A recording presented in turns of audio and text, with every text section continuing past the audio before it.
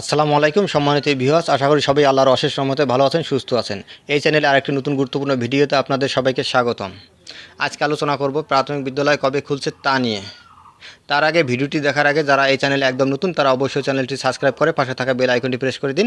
আর যারা ইতিমধ্যে সাবস্ক্রাইব করেছেন তাদেরকে জানাই অসংখ্য ধন্যবাদ। রোববার খুলছে প্রাথমিক বিদ্যালয়।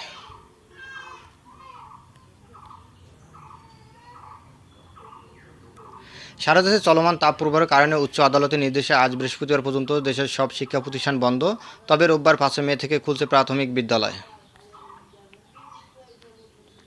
বৃহস্পতিবার 2 মে প্রাথমিক ও গণশিক্ষা মন্ত্রণালয়ের সচিব ফরিদ আহমেদ এ তথ্য নিশ্চিত করেছেন। সারা দেশে চলমান তাপপ্রবাহের মধ্যেও গত রোববার 28 এপ্রিল থেকে প্রাথমিক বিদ্যালয়গুলো খুলে দেওয়া হয়। তখন ক্লাসের সময় কমিয়ে এনে কয়েকটি শর্ত দিয়ে বিজ্ঞপ্তি জারি করা হয়। তবে পরের দিন সোমবার হাইকোর্ট দেশের সব প্রাথমিক মাধ্যমিক স্কুল ও মাদ্রাসার ক্লাস বন্ধের নির্দেশ দেন। পরে মন্ত্রণালয় থেকে সারা দেশের প্রাথমিক বিদ্যালয় বন্ধ ঘোষণা করা হয়। রোববার স্কুল খোলার পর বিজ্ঞপ্তিতে যেসব নির্দেশনা দেওয়া হয়, এক শিফটে পরিচালিত বিদ্যালয়গুলো প্রতিদিন সকাল 8টা থেকে বেলা 11:30 পর্যন্ত চলবে।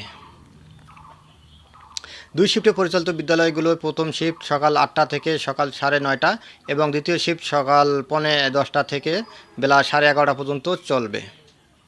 তাপপ্রবাহ সহনীয় পর্যায়ে না আসা পর্যন্ত অ্যাসেম্বলি প্রত্যেক সমাবেশ বন্ধ থাকবে।